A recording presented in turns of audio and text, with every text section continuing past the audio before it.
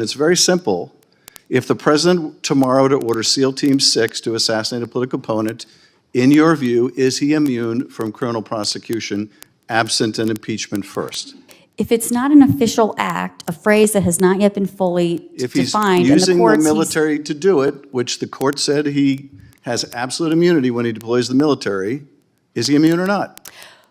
well, I don't read the court's decision to say that any use of the military outside of official acts comes within its immunity contours. And as this body knows, because of various So drone strikes under and other the things. question I asked you, what's the answer, Professor, yes or no? You're used to Senator- answering questions and asking your student questions. I'm asking. Señores, estalla el Congreso de los Estados Unidos. El engaño de Donald Trump queda expuesto, mientras que los republicanos al descubierto. Amigos, los demócratas están plantando cara a cara la deriva autoritaria de Donald Trump. Al mismo tiempo hemos visto cómo muchos republicanos se han estado rindiendo por completo. Voy a mostrarles todo lo que sucedió, cómo es que senadores demócratas intentaron forzar la entrega de los archivos de Epstein, cómo 51 senadores republicanos se unieron para bloquearlo. O sea, básicamente la bancada republicana tuvo que cerrar filas para impedir que los documentos salieran a la luz. Quiero que piensen en lo repugnante que es eso, proteger a Trump a costa de la transparencia. Empecemos viendo a Jeff Merkley exponiéndolo en el pleno. Instead of cooperating, the Trump administration is obstructing. They're simply saying two words, case closed. Case closed? When they have their hands on information potentially regarding dozens or hundreds of individuals who abused young women. So today we had a chance to vote on whether the case is closed. We had before us an amendment which said, deliver the files. Create the force of law, deliver the files. And 51 senators in this body, I am ashamed to say, said, hell no. We want them kept secret. We want to protect the perpetrators. Why? Because the man in the Oval Office, Mr. Trump, told us he wants us to protect those files. Does not want them. Pero bueno, hay mucho más porque Trump nomina a jueces a la Corte de Apelaciones que son prácticamente una vergüenza. Por ejemplo, eligió a Jennifer Mascott para la Corte de Apelaciones del Tercer Circuito, una académica sin experiencia real en el tribunal, que incluso recordemos que llegó a escribir artículos defendiendo que Trump debería de tener una inmunidad absoluta por todo lo que haga en el cargo. O sea, traducido, una persona que está avalando la idea de que el presidente esté por encima de la ley. No está ni siquiera licenciada para ejercer en Delaware. No tiene raíces en ese estado. Y apenas se inscribió para poder presentarse ante ese tribunal. Aquí tenemos el intercambio con el senador Sheldon Whitehouse. You ever voted in Delaware? Well, Senator, as I was discussing with Senator Coons, we, of course, have had a long time home. I'd prefer if I didn't get filibustered and I actually got an answer to a simple question. Have you ever voted in Delaware? Well, Senator, as a public servant and professor here, no, I've been voting in Maryland. Registered to vote in Delaware. Well, Senator, as a public servant and academic here, I'm registered to vote here. If this body... Driver's license or any other record of licensing from the state of Delaware? Senator, I do not yet have a Delaware driver's license. I do have a car that is insured in Delaware with Because you have some anticipation. house there. We've had a long time home, and yes. And you were not admitted until May into the Third Circuit? Senator, I became admitted in May in the Third Circuit, yes. And you have no blue slip from either of the two Democrat senators? Senator, I am really honored to be the president's nominee, and, I didn't believe there were blue slips at the circuit court level. Lo peor, amigos, vino cuando el senador Adam Schiff le preguntó algo que es esencial. ¿Puede un presidente ordenar a un equipo de operaciones especiales que mate a opositores políticos? se negó a contestar con un no rotundo. O sea, es decir, esquivó de admitir algo que debería de ser obvio. Escuchen. Specific question. Would the president be immune from prosecution if he ordered SEAL Team 6 to assassinate a political opponent? No. Senator, under the Supreme Court precedent on that question, the Supreme Professor, Court has is that a- specifically not answered it. Is that a difficult question? Is that an open question in your view?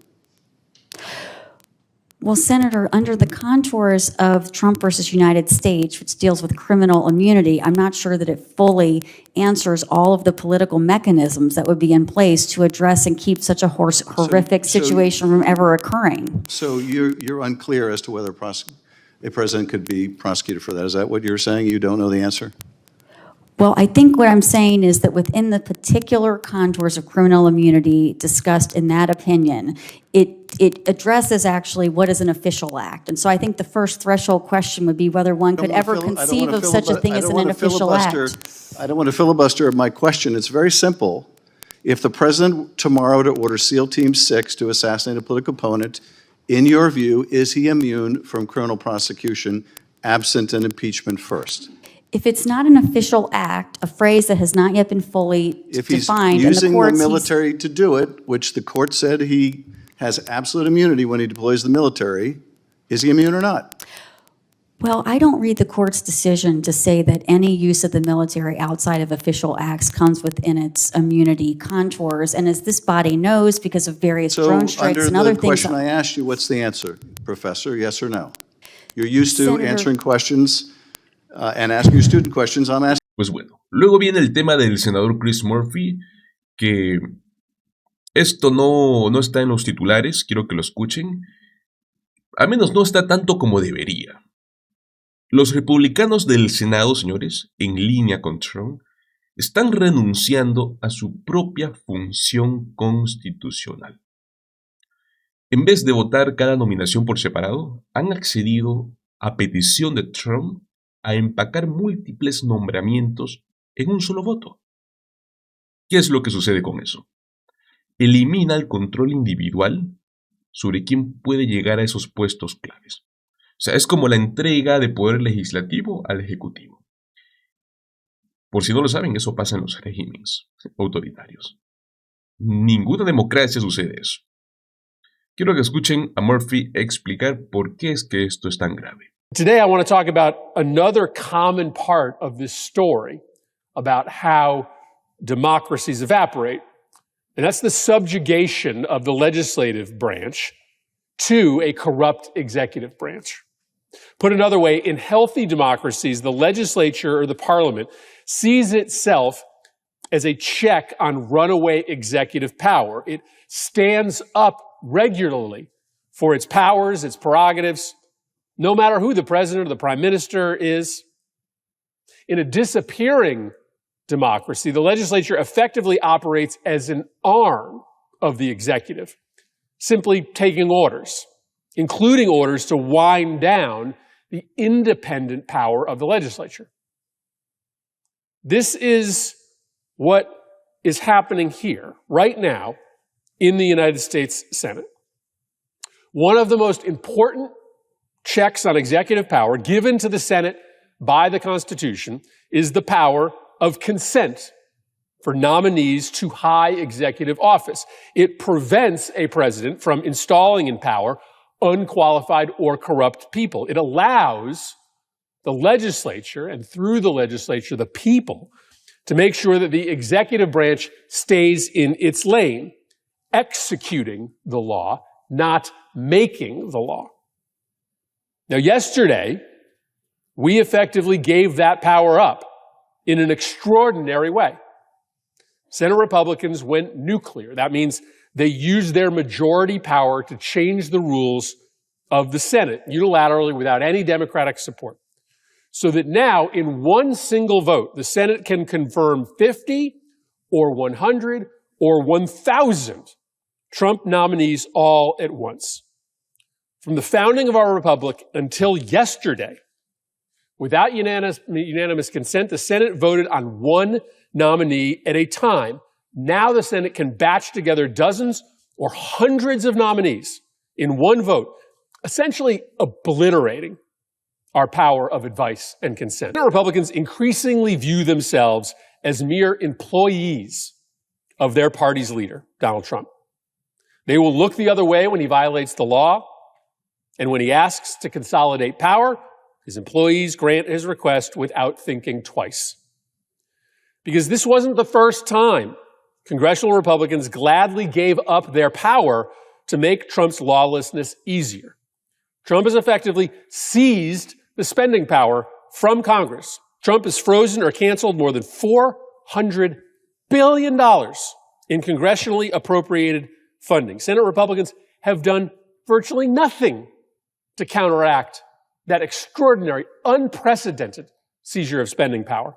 Congressional Republicans have also just frankly closed down any meaningful oversight of the corruption that's happening in the executive branch. Meanwhile, Donald Trump and his family have made $3.4 billion off of his presidency. The president is using White House resources, taxpayer-funded White House resources, to market a Trump crypto coin.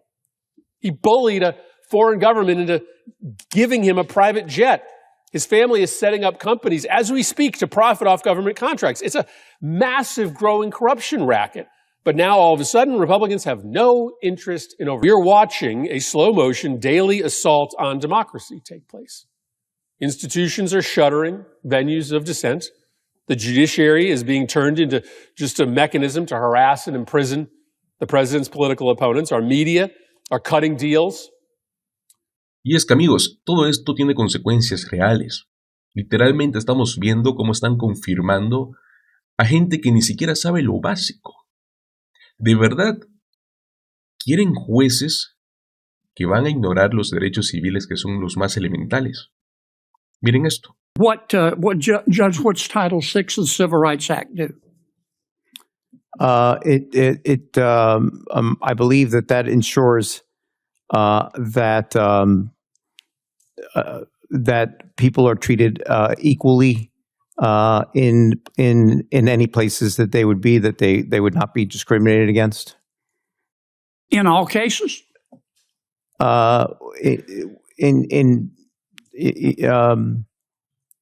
Refresh my recollection as to what you were referring to, I'm Senator. referring to Title VI of the Civil Rights Act of 1964, which you're going to see every other Thursday as a federal judge.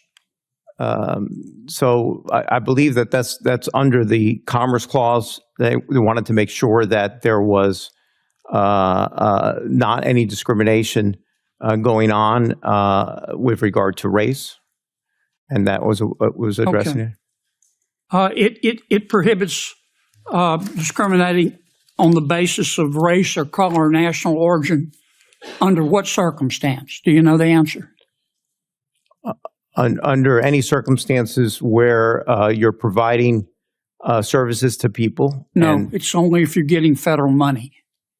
You need to brush up on that. Además, sobre la política doméstica, los republicanos también están dejando que los subsidios del Obamacare se venzan en cuestión de semanas. Y si eso se concreta, pues millones van a enfrentar aumentos en sus primas. Es más, muchos podrían hasta perder su cobertura.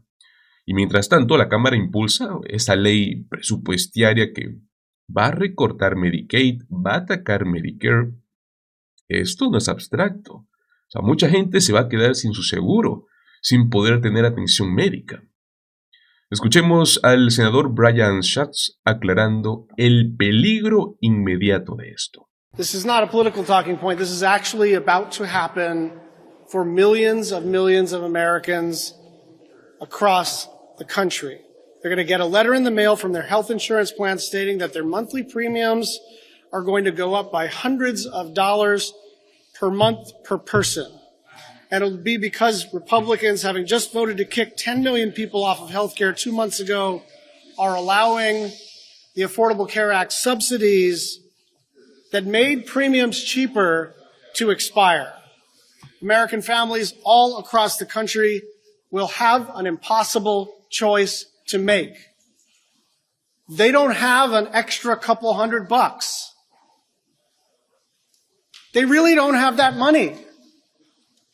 Tens of millions of Americans are going to be forced back into the period before the Affordable Care Act, where they'd look at their health care premiums and say, I just can't do it. I can't make my rent or my mortgage, pay my utilities, pay my grocery bills, pay for gas, pay for kids' tuition, pay for my parents, and pay for health care. A lot of you remember that time. And what's going to happen this fall is not a political challenge for Republicans. It is a real challenge for people across the country. Democrats are ready to work with anyone to restore health care for the millions of Americans who are about to get smacked in the face. But that starts with a meeting. It has to start with a meeting. And Leader Thune and Speaker Johnson haven't even asked Chuck Schumer and Hakeem Jeffries to sit down and discuss this. It starts with a conversation about how to avoid all this pain for millions of Americans across the country. Y para rematar, volvió al Pleno para hablar sobre la misma clase de autoritarismo que tantos en la derecha solían decir que temían ver, y que ahora estamos viendo de verdad. Desde la apropiación de empresas, hasta el uso de tecnologías de vigilancia para poder espiar ciudadanos, pasando por medidas que apuntan ¿a qué? A consolidar poder ejecutivo sin contrapesos. No es teoría, señores, es práctica. Escuchen. This is exactly the kind of tyranny and government overreach that the people on the right worried about for many, many years, except they thought it would happen under a Democratic administration. They worried about socialism. They worried about the government impeding free markets. They worried about power concentrating in the executive branch. All of that is happening now under Donald Trump. We have the United States government taking a 10% stake in a private company, picking winners and losers in one of the most important industries for America's future. We have the leader of the free world forming a secret police of sorts to kidnap people and send them to foreign gulags. We have the President of the United States making $5 billion in one day by launching a new crypto product on the side. We have an entire administration more focused on tormenting private institutions into submission. Universities, law firms, media companies, than delivering public services and making people's lives better. And here's the thing. All of this is part of the same project. There is this tendency, particularly among liberal pundits, to wave off parts of Trump's agenda as distractions. He may be decimating American foreign assistance and starving kids around the world, but that's a distraction. He may be sending armed troops and masked men into American cities without justification, but we're supposed to treat that as another distraction. But we don't need to outsmart ourselves here. We can acknowledge that two things are... Pues bueno, amigos, el establishment republicano en el Senado está entregando su poder. Y de paso están blindando a Trump y a sus aliados. Eso es lo que los demócratas están denunciando justamente. Pero los grandes medios al parecer no le quieren dar la cobertura que se merece. Por eso es importante repetirlo esto. Ponerlo en pantalla. Que la gente escuche y vea con sus propios ojos. Ahora bien, amigos, pasemos a hablar un poco de la realidad económica bajo este mandato de Trump, el cual está mostrando grietas cada vez más profundas. Lo que acaba de salir a la luz lo confirma, que es que los precios están subiendo mientras más estadounidenses se quedan sin trabajo. Como pudimos ver en el pasado mes de agosto, la inflación saltó casi un 3%. Hablamos del mayor aumento desde enero. Como si fuera poco, el tema de las solicitudes de desempleo han alcanzado su nivel más alto en 4 años. Para decirlo más claro, mientras todo se encarece, más familias están perdiendo sus fuentes de ingresos. Escuchemos esta noticia. Time now for Money Power Politics. Today, we got two key pieces of information about where our economy is headed. Last month, consumer prices rose by almost 3%. That is the biggest gain since January. Jobless claims also hit a 4-year high. This all comes ahead, of course, next week's Fed meeting, where they are widely expected to cut rates. And the markets clearly think those cuts are still coming. Despite today's news on inflation and the labor market, what did the market do? It went up. Joining me now to discuss this and more, Brooke Masters, U.S. Managing Editor for the Financial Times, and Justin Wolfers, Professor of Economics and Public Policy at the University of Michigan. All right, let's start with, we're going to, Fed and their interest rate cut, we're going to put that aside for a second. What does inflation and these jobs numbers tell you? And the amazing thing about, like, we wait for the inflation number, you don't need to wait for it. Go to a store, go to a restaurant, go out to eat. You feel it. For sure. I mean, I think what it tells us is the tariffs are starting to feed through into inflation. One of my colleagues just wrote, coffee prices are up by the most year on year since 1997. I mean, that's just like a basic sign. And I don't know about you, but eggs are like $12 in my supermarket. So that's clearly one thing that the Fed has to weigh, is you can't let that get out of control again. At the same time, jobless claims were the worst they've been in 4 years, and that's a sign of a weakening economy. And the question for the Fed will be, how do you balance the need to stimulate a weakening economy without setting off inflation? The market thinks they're going to cut rates. And, 88% of traders now are kind of pricing in a one basis point cut, and the other 11% are doing a 50 basis point cut. So nobody thinks they're going to hold firm. And just to remind our audience, when you're going, but I don't understand inflation, the market's going up. Remember, the markets, investors, companies desperately want rates to go down because it lowers their borrowing costs. When borrowing costs are high, it's more difficult for them to operate. They want to lower their borrowing costs, and that's what they'll get with a rate cut. Justin, the head of one food service industry group told Axios the following. I want to be sure I get this quote right.